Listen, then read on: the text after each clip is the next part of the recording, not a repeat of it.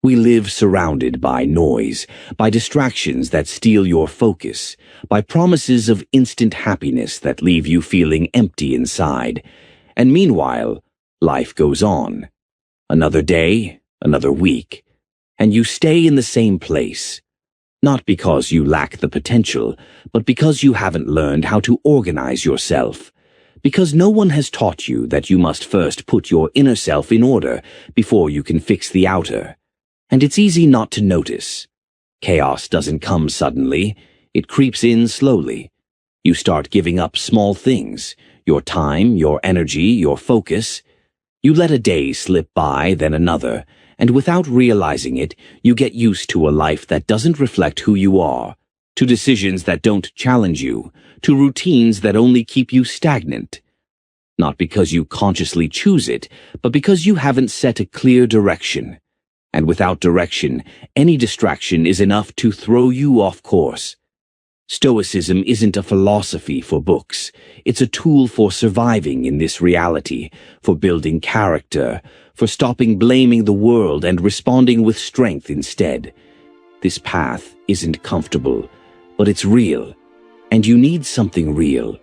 You need to stop hoping life will sort itself out and start creating yourself from the ground up. This video presents 10 Stoic practices. No theories, no quotes to share. Just practices, actions that will hurt, but will rebuild you. Because yes, getting your life in order takes effort, but staying where you are now takes even more effort. 1. Master the art of concentration. If you don't control your attention, you control nothing. You can have good intentions, clear goals, even talent. But if your mind constantly jumps from one thing to another, you'll only live on the surface of everything, without any depth. Concentration isn't just a matter of focus. It's a declaration of war against distraction. Every time you choose to focus, you reject 1,000 distractions that offer convenience, but rob you of meaning. You train your mind to resist what is easy, instantaneous, and useless. The Stoics understood this very well. Marcus Aurelius wrote, "The soul is colored by the color of its thoughts." And if your mind is constantly interrupted by screens, noise, and other people's opinions, what kind of soul are you building? Today, more than ever, you must protect your focus, silence the unnecessary, protect your time as if it were sacred, because it is.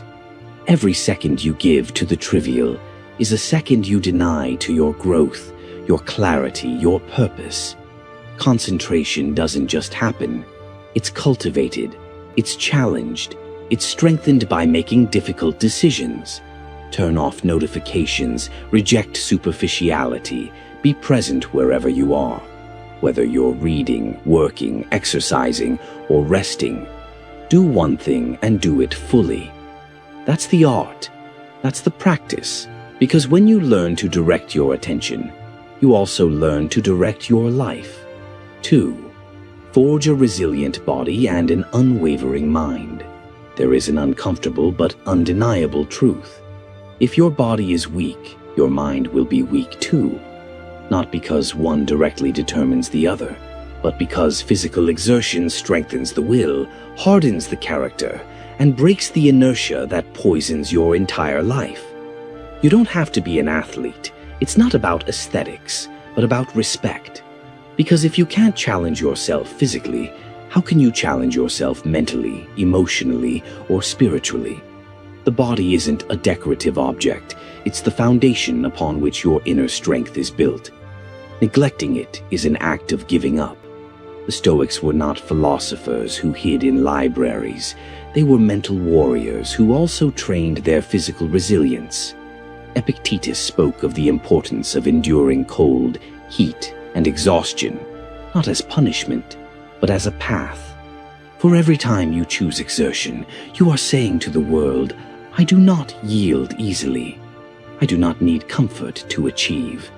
I am building something stronger than mere pleasure. Today we live numb, spoiled by the bare minimum of effort.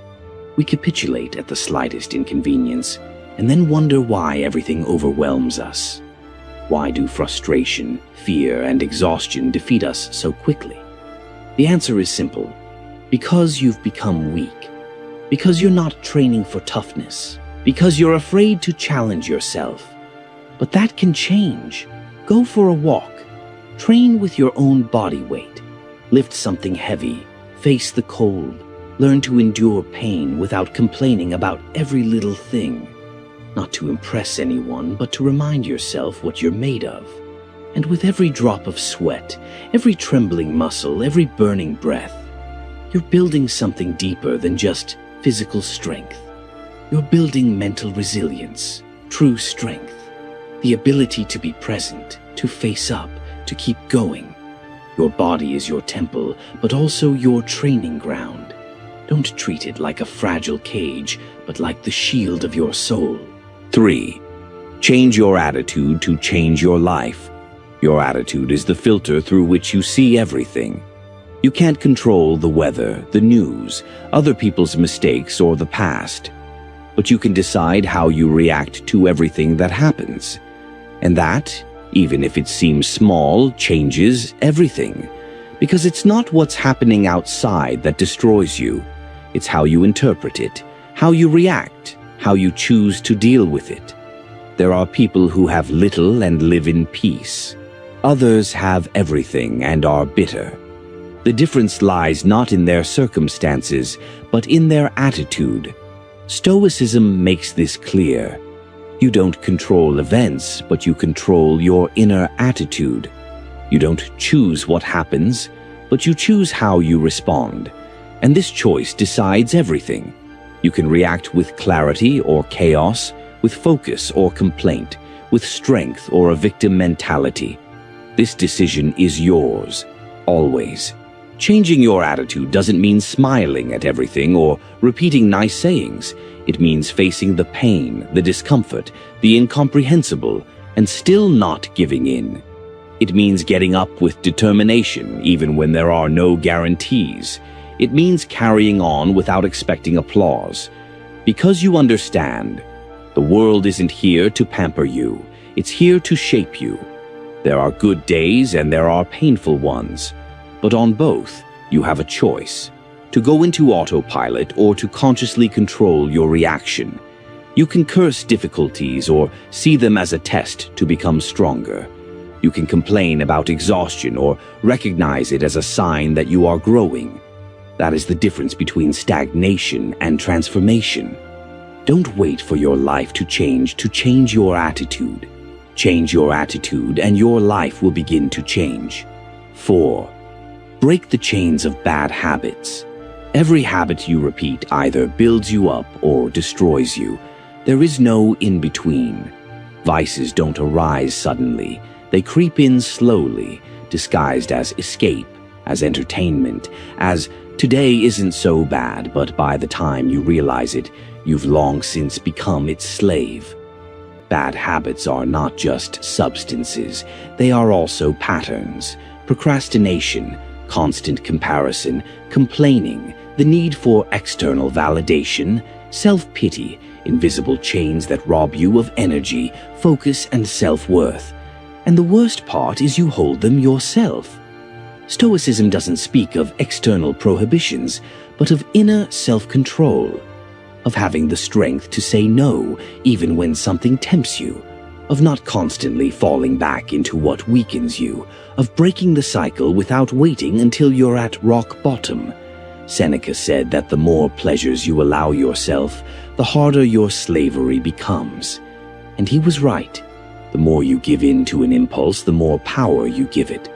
The problem isn't just what you do, but who you become each time you do it. Breaking free from a vice isn't easy. It never will be. But it is possible. And it starts with a decision. Stop justifying it. Stop saying, "That's just how I am. It's my way of relieving stress." Everyone does it. No more excuses. If something is making you weaker, it has to go. Full stop. Don't wait for motivation. Start with discipline. Cut off access to it. Change your routine. Avoid the environment that keeps pulling you back. And when the restlessness comes, feel it. Don't suppress it. Breathe it in, but don't give up. Every time you resist, you become stronger. Every day you break the pattern, you reclaim a piece of yourself. You are not your impulses, not your lowest habits. You are what you choose to build from now on. Breaking a vice hurts, but staying chained to it hurts more. You decide which pain changes you. 5. Choose with reason, not just with emotion. Not everything you feel is true. Not everything you desire is good for you. And not everything that hurts means you should give up. Emotions are human, but when they govern your decisions, you end up in a cycle of impulses, regrets, and reactions that take you away from the life you truly want to build. Stoicism teaches a powerful idea. Epictetus said, "It is not things themselves that disturb us, but our opinions about them." How often has a fleeting emotion clouded your clear vision? How often have you decided on a whim and paid with your soul? Reason is your anchor. It is the tool that allows you to pause, evaluate, and decide with clarity. Not from the moment, not from a wounded ego, not from urgency, but from an awareness of what truly matters. Life is full of provocations, full of stimuli that want you to react without reflection. Every social media platform, every discussion, every criticism, every excuse, everything is a trap designed to trigger your emotions. But when you practice pausing, learning to discern, you reclaim your power. And this power isn't revealed in what you say, but in what you don't do, in what you don't react to, in what you uphold, even when it's uncomfortable. Choosing with reason doesn't mean living without feeling. It means acting intentionally. It means switching off autopilot. It means possessing an inner compass that doesn't get distorted by every external blow. You are not your emotions. You are what you do with them. And every decision you make with reason is a sign that you are awake, present, and in control. 6. Act now. Stop putting off your life. Every time you postpone something important, you send a silent message to your own psyche. This isn't a priority. It can wait. I can wait. And so another day passes, and then another, until you transform into someone who only survives in pause mode. Someone who has plans but no action. Ideas but no action. Procrastination isn't always laziness. Sometimes it's fear. Fear of hurt. Fear of failure. Fear of criticism. Fear of doing anything other than what's comfortable. But what you don't confront today will weigh on you tomorrow. And as long as you wait for the perfect moment, it will only drift further away. The Stoics understood the value of time like few others. Marcus Aurelius said it with brutal honesty. You exist as someone who is dying. You don't have time to put things off. This isn't drama. It's reality. Every day you waste on excuses is a day less for growth, impact, and life. Action can't be an option if you truly want change. Taking action now doesn't mean rushing headlong into things. It means starting with what you have, from where you are, without waiting until you feel ready. No one ever truly feels ready. No one has all the answers. But those who move, learn. Those who act, grow. Write a page. Send that message. Go out to practice. Clean your space. Study even when you don't feel like it. Ask for forgiveness. Finish what you started. Making decisions, letting go of what harms you, taking uncomfortable steps. That's progress. That's stopping procrastination in your life. Waiting becomes an addiction. Because it's easier to dream than to do. It's easier to think than to live. But you weren't made to stay stuck in your head. You were made to move, to change, to act. Don't mistake stillness for stagnation. Don't mistake patience for paralysis. The moment is now, even if it's imperfect, even if it's uncomfortable, even if your voice and body are trembling. Because moving forward, even with fear, is always better than staying in the same place and repeating excuses. 7. Build your value from within. Sooner or later, you will have to ask yourself this question. Where does your value come from? If you've built your life on the approval of others, on outward appearances, on visible successes, or on what you can show for yourself, then you're living on a tightrope.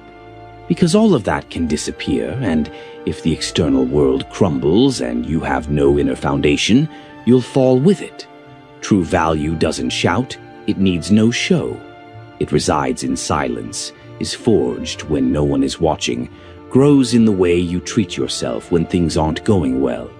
Because it's precisely in the difficult moments that it becomes clear whether you respect yourself or merely endure yourself. Stoicism teaches that your dignity should not depend on external circumstances, not on success, not on failure, not on whether you receive applause or are ignored. Your worth is shown in your ability to remain true to your principles, even when no one notices, even when it hurts, even when you go against the grain. Building inner value means doing the right thing, even when no one sees it. It means not selling yourself out of convenience.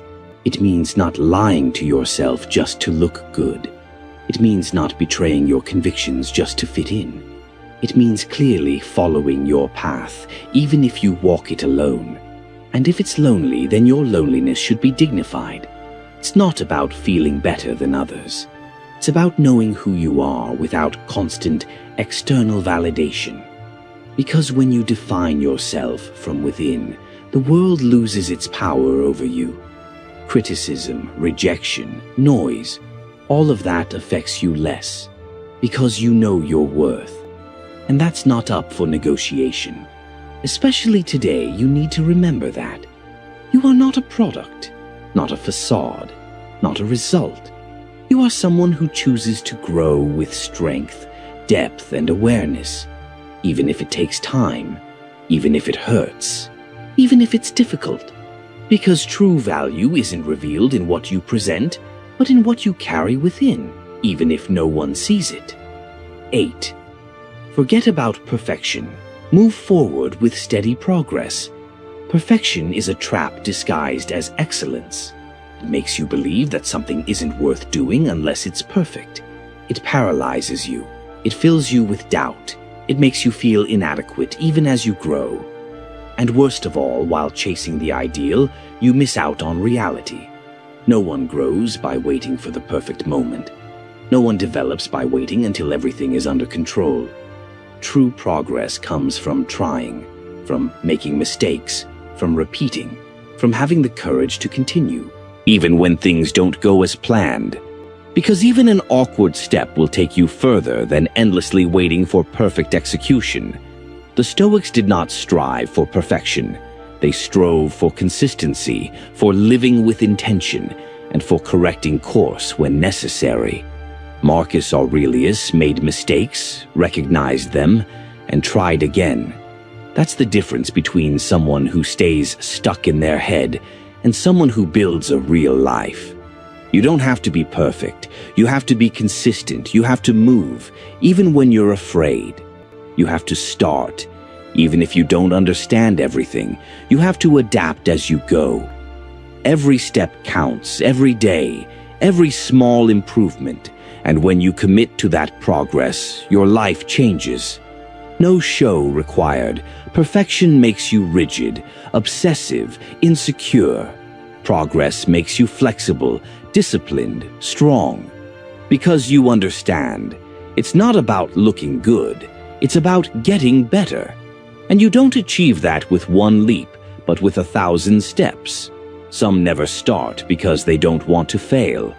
And in the end, they fail because they never started. Don't fall into that trap. Start, learn, correct, keep going. And if you stumble, get back up, without drama, without applause. Because you're here to move forward, not to impress. Your value isn't in making everything perfect. It's in not giving up, in honing yourself day after day until you become someone who no longer needs excuses to hide. Perfection paralyzes, progress transforms. Choose the latter. Always. 9. Embrace challenges to become stronger. Avoiding difficulties doesn't protect you, it weakens you. The more you shy away from effort, the more vulnerable you become. And the more often you face the uncomfortable, the more resilient you become. Muscles grow through exertion, and so does character. We live in an age that glorifies convenience. It promotes what is easy, immediate, and pleasant.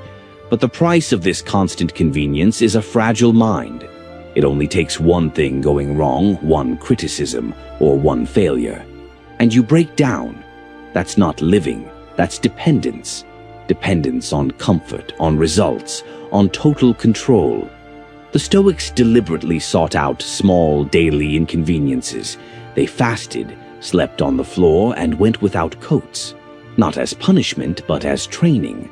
For they knew if they could endure hardship as long as they chose it themselves, they would also master it when life imposed it upon them.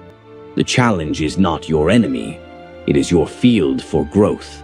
That's where your character is honed. That's where you get to know yourself. That's where you discover you're capable of more than you ever thought. You weren't made for eternal ease, you were made to grow beyond yourself. Accepting a challenge doesn't mean seeking suffering out of pride. It means no longer running away from it. It means recognizing that what bothers you today can strengthen you tomorrow. That pain isn't always an obstacle. Sometimes it's a door. Frustration is a sign that you're leaving your comfort zone. Every time you face something difficult and don't give up, you rebuild yourself. You gain confidence, resilience, and steadfastness. And this strength can't be bought, faked, or inherited. You cultivate it, and that only happens through hardship. So stop asking yourself why life is so hard. Instead, ask yourself why you still expect it to be easy. Don't run away from challenges. Go through them, embrace them, use them, because that's precisely where the unshakable strength is born. 10. Free yourself by forgiving unconditionally. Holding on to resentment is like holding a hot coal, intending to throw it but burning yourself first. And yet, that's exactly what we do. We cling to the pain, the betrayal, the hurtful words, as if holding on to them would give us power. But in truth, it only robs us of energy, burdens us, and makes us unfree. Forgiveness is not an excuse. It doesn't mean forgetting or justifying what happened. It's a conscious decision to let go of the burden you no longer want to carry, because you don't need the other person to change, apologize, or understand what you've been through. What you need is to regain your inner peace. And that peace doesn't come from revenge or pride. It comes from letting go, from liberation. The Stoics were radical on this point.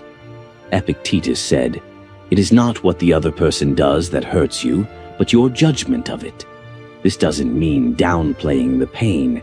It means stopping reliving it, stopping feeding resentment with thoughts that only poison you. Forgiveness is an act of strength, not weakness. It takes courage to look inward and say, "I will no longer be a prisoner of this." It takes maturity to accept what happened, learn from it, and move on without becoming what hurt you. And forgiveness isn't just for others. Sometimes you have to forgive yourself for what you couldn't do, for what you allowed to happen, for what you realized too late. Not to apologize, but to stop punishing yourself for something you can no longer change, because as long as you carry guilt, you can't move forward freely. Letting go doesn't mean it didn't hurt. It means you no longer allow it to control your present. Free yourself. Not for her, for yourself. Because your life shouldn't continue to hang from a wound that keeps reopening. Forgiveness is the ultimate form of discipline. It's the moment you decide that nothing and no one is worth stealing the peace you're building. Nothing changes unless you change, and no one will change it for you. But every day is a new opportunity to choose yourself, to get up, and to create a stronger, freer, and more conscious version of yourself. It doesn't all have to be perfect. It's enough that you begin, that you commit, that you persevere. Because even if it's slow, even if it's difficult, every conscious step leaves a mark. Thank you for staying until the end. This space exists through you and for you. If this content has given you anything, please share it. You never know who you can help with something as simple as a video. Subscribe to the channel, activate notifications, and leave a comment. Reading your thoughts helps me continue creating with purpose and meaning. And always remember, you're just one decision away from changing your life. Choose with courage, walk with intention, and don't forget, see you in the next video.